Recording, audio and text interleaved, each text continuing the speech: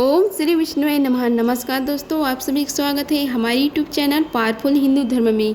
अब तक हमने आषाढ़ मास में कथा अध्याय 1 से लेकर कथा अध्याय 25 का रसपान किया है। आज हम आप सभी को आषाढ़ महात्मा में कथा अध्याय 26 का रसपान कराएंगे, जिसमें वर्णन है स्नान और तर्पण की। आइए रसपान कीजिए कथा अध्याय 26 का।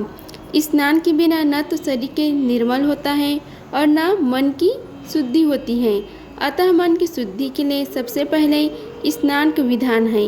घर में रखे हुए अथवा तुरंत के निकाले हुए जल से स्नान करना चाहिए। किसी जलाशय या नदी का स्नान सुलभ हो तो और उत्तम है। मंत्रवेता विद्वान पुरुष को मूल मंत्र के द्वारा तीर्थ की कल्पना कर लेना चाहिए। ओम नमो नारायणाय यह मूल मंत्र बताया गया है। पहले हाथ में कुश लेकर विधिपूर्वक आचमन करें तथा मन और इंद्रियों को संयम में रखते हुए बाहर भीतर से पवित्र रहे। फिर 4 हाथ का चौकोर मंडल बनाकर उसमें निमंत्रित वाक्य द्वारा भगवती गंगा का आवाहन करें। गंगे, तुम भगवान श्री विष्णु के चरण से प्रकट हुई हो। श्री विष्णु ही तुम्हारे देवता हैं, इसलिए तुम्हें वैष्णवी कहते हैं। हे देवी, तुम जन्म से लेकर मृत्यु तक समस्त पापों से मेरी रक्षा करो। स्वर्ग, पृथ्वी और अंतरिक्ष में कुल 3.5 करोड़ तीर्थ हैं। यह वायु देवता का कथन है। माता जाह्नवी, वे सभी तीर्थ तुम्हारे भीतर मौजूद है। देवलोक में तुम्हारा नाम नंदिनी और नलिनी है। इनके सिवा दक्षा, पृथ्वी, सुभगा, विश्वकाया, शिवा, अमृता, विद्याधरी, महादेवी, लोक प्रसादिनी, क्षेमा, जाह्नवी, शांता और शांति प्रदायिनी आदि तुम्हारे अनेकों नाम हैं। जहाँ स्नान के समय इन पवित्र नामों का कीर्तन होता है, वहाँ त्रिपद गामिनी भगवती गंगा उपस्थित हो जाती हैं। 7 पर उपयुक्त नाभों का जाप करके स्फटिक के आकार में दोनों हाथों को जोड़कर उनमें जल लें। 3, 4, 5 या 7 बार मस्तक पर डालें। फिर विधिपूर्वक मृतका को आमंत्रित कर के अपने अंगों में लगाएं। अभिमंत्रित करने का मंत्र इस प्रकार है। अश्वकांते, रथकांते, विष्णुकांते, वसुधरे, मृत के हर में पापम यन्माया दुष्कृतम कृतम, उदंतसी वहरेण कृष्णे सद्बहुना नमस्ते सर्वलोकानां प्रभावरिणी सुव्रते। हे वसुंधरे, तुम्हारे ऊपर अश्व और रथ चला करते हैं। भगवान श्री विष्णु ने भी वामन रूप में तुम्हें 1 पैसे नापा था। मृतिका के मैंने जो बुरे कर्म किए हो, मेरे उन सब पापों को तुम हर लो। हे देवी, भगवान श्री विष्णु ने सैकड़ों भुजा वाले वराह का रूप धारण करके तुम्हें जल से बाहर निकाला था।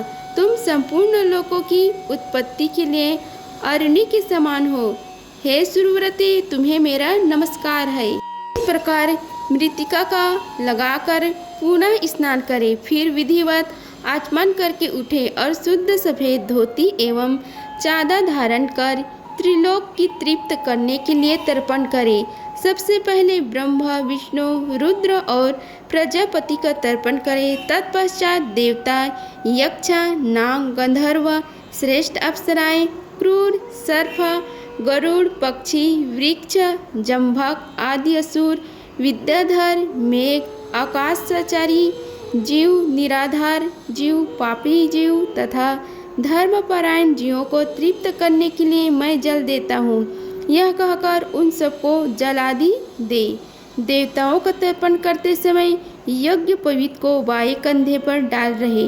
तत्पश्चात उसे गले में माला की भांति कर लें और मनुष्यों, ऋषियों तथा ऋषि पुत्रों को भक्तिपूर्वक तर्पण करें।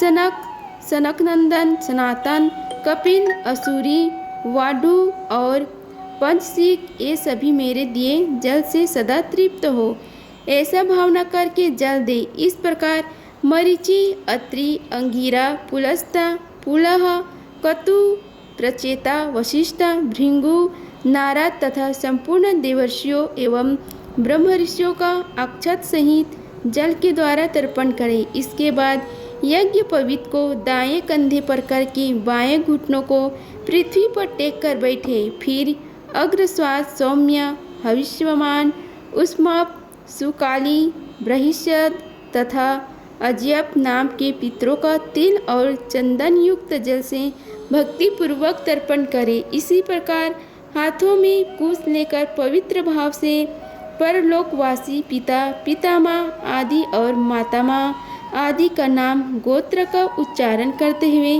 तर्पण करें। इस क्रम से विधि और भक्ति के साथ सबका तर्पण करके निम्नांकित मंत्रों का उच्चारण करें। ए अबंधवा बंधवा ए अन्य जन्मानी बंधवा ते तृप्ति मखिला यंतु ये में इसमें तो कारिणा, अर्थात जो लोग मेरे बंधव न हो, जो मेरे बंधव हो तथा जो दूसरे किसी जन्म में मेरे बंधव रहे हो, वे सब मेरे दिए हुए जल से तृप्त हो।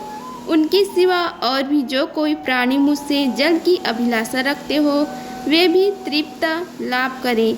ऐसा कहकर उनके उद्देश्य से जल गिराए। तत्पश्चात विधिपूर्वक आचमन करके अपने आगे पुष्प और अक्षतों से कमल की आकृति बनाए। फिर यत्नपूर्वक सूर्य देव के नामों का उच्चारण करते हुए अक्षत, पुष्प और रक्त चंदन मिश्रित जल से अर्घ्य दे।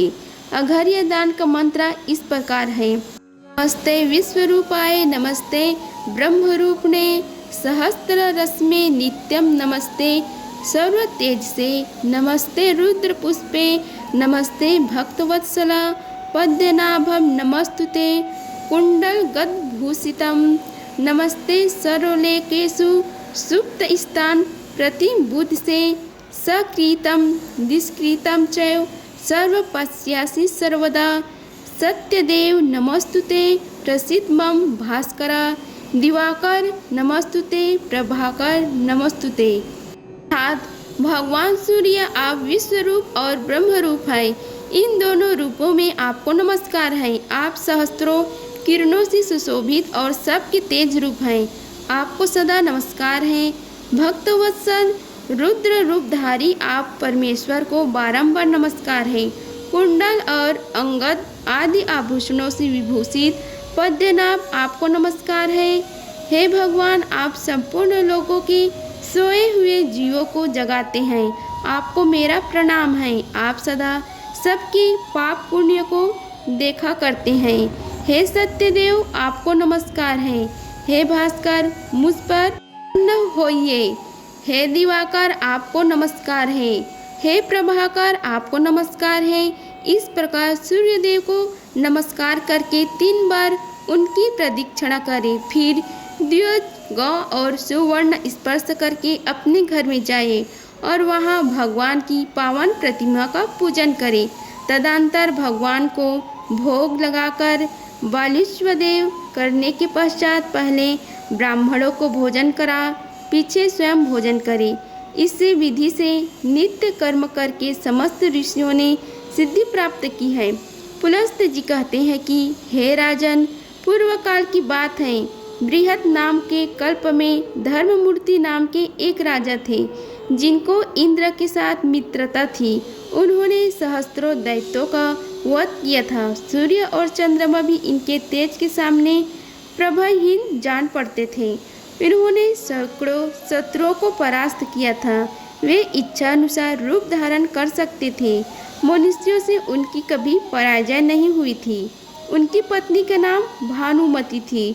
वह त्रिभुवन में सबसे सुंदरी थी। उसने लक्ष्मी जी की भांति अपने रूप से देव सुंदरियों को भी मात कर दिया था। भानुमति ही राजा की पटरानी थी। वे उनसे प्राणों से भी बढ़कर मानते थे। एक दिन राजसभा में बैठे हुए महाराज धर्ममूर्ति ने विस्मय विमुग्ध हो अपने पुरोहित मुनि श्रेष्ठ वशिष्ठ को प्रणाम करके पूछा, हे भगवान, किस धर्म के प्रभाव से मुझे सर्वोत्तम लक्ष्मी की प्राप्ति हुई है? मेरे शरीर में जो सदा उत्तम और विपुल तेज भरा रहता है, इसका कारण क्या है? वशिष्ठ जी ने कहा, हे राजन, प्राचीन काल में एक लीलावती नाम की वेश्या थी, जो सदा भगवान शंकर की भजन में तत्पर रहती थी। एक बार उसने पुष्कर में चतुर्दशी को नमक का पहाड़ बनाकर सोने की बनी देव प्रतिमा के साथ विधि पूर्वक दान किया था। शुद्ध नाम का एक सुनहार था जो लीलावती के घर में नौकर का काम करता था। उसने बड़े श्रद्धा के साथ मुख्य देवताओं की सुवर्णमयी प्रतिमा बनाई थी जो देखने में अत्यंत सुंदर तथा शोभा प्रसन्न थी। धर्म का काम समझकर उसने उन प्रतिमाओं को बनाने की मजदूरी नहीं ली थी। उस नाम के पर्वत पर जो सोने के वृक्ष लगाए गए थे उन्हें उस सुनार की स्त्री तप कर देदीप्यमान बना दिया था। सुनार की पत्नी भी लीलावती के घर में परिचार का काम करती थी। उन्होंने दोनों को ब्राह्मणों की सेवा से लेकर सारा कार्य संपन्न किया था। तदंतर दीर्घ काल के पश्चात लीलावती वेश्या सब पापों से मुक्त होकर शिव जी के धाम को चली गई तथा वह सुनार जो दरिद्र होने पर भी अत्यंत सात्विक था और जिसने वेश्या से मजदूरी नहीं ली थी, आप ही हैं। उसी पूर्ण के प्रभाव से आप सातों दीपों के स्वामी तथा हजारों सूर्य के समान तेजस्वी हुई। सुनार की ही भांति उसकी पत्नी ने भी सोने के वृक्षों और देव मूर्तियों को कांतिमान बनाया था, इसलिए वही आपकी महारानी भानुमति हुई है। प्रतिमाओं को जगमग बनाने के कारण महारानी का रूप अत्यंत सुंदर हुआ और उसी पूर्ण के प्रभाव से आप मनुष्य लोक में अपराजित हुए हैं तथा आपको आरोग्य और सौभाग्य युक्त राजलक्ष्मी प्राप्ति हुई है। इसलिए आप भी विधि पूर्वक धन्य पर्वत आदि 10 प्रकार के पर्वत बनाकर उनका दान कीजिए। पुलस्त जी कहते हैं कि हे राजा, धर्ममूर्ति ने बहुत अच्छा कहकर वशिष्ठ जी के वचनों का आदर किया और अनाज आदि के पर्वत बनाकर उन सब का विधि पूर्वक दान किया। तत्पश्चात वे देवताओं से पूजित होकर महादेव जी के परम धाम को चले गए। जो मनुष्य इस प्रसंग का भक्ति पूर्वक श्रवण करता है वह पाप रहित हो स्वर्गलोक में जाता है। हे राजन, अन्न आदि पर्वतों के दान का पाठ मात्र करने से दुख सपनों का नाश हो जाता है। फिर जो इस पुरस्कार क्षेत्र में शांति चित होकर सब प्रकार के पर्वतों का स्वयं दान करता है उसमें मिलने वाले फल का क्या वर्णन हो सकता है।